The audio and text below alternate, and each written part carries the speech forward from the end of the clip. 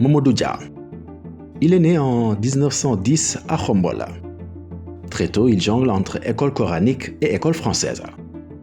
Et ceci a d'ailleurs commencé après la mort de son père. En 1927, il entre à l'école normale William Ponty de Gorée, alors école normale fédérale de l'AOF.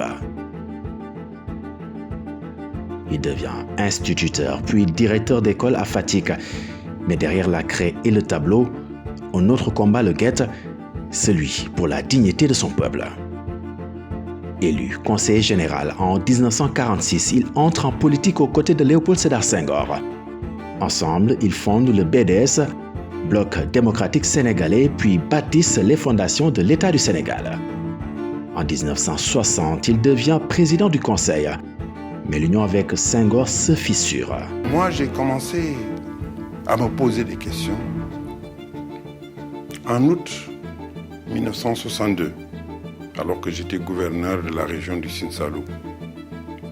Le président Senghor était allé en vacances et le président du conseil, Mamadou Dia, a fait une tournée à travers le pays en commençant par le Sine-Saloum. Mais ce que je constatais, c'était que toute référence à Senghor était absente de son discours. Je lui ai posé franchement la question, qu'est-ce qui se passait entre Senghor et lui? Et il m'a répondu, il y a des gens qui veulent briser cette amitié de 17 ans, mais ils n'y arriveront pas.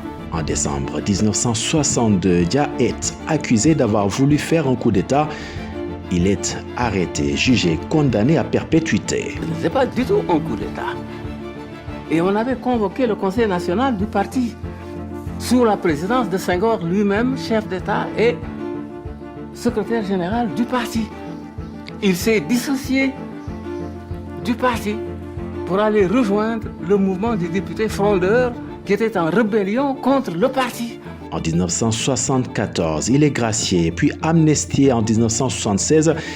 Mamadou Dia revient sans haine et dira même à propos de Senghor. J'ai écrit sur le mur un texte du Coran qui m'est venu à l'esprit.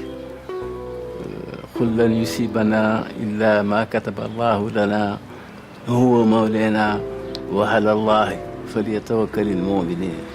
Pendant 12 ans que je suis resté en prison, Senghor maintenant n'est plus pour rien, personne n'est plus pour rien. Maintenant c'est une affaire entre Dieu et moi. Il me faut prouver à Dieu que j'accepte la décision. En restant serein, en restant calme, en restant moi-même. En n'ayant de haine contre personne. Jusqu'à sa mort en 2009, il reste un nom que l'histoire ne peut effacer. Voici donc un résumé de l'histoire de Mamadou Dia, l'homme qui voulait bâtir un Sénégal juste et surtout très libre.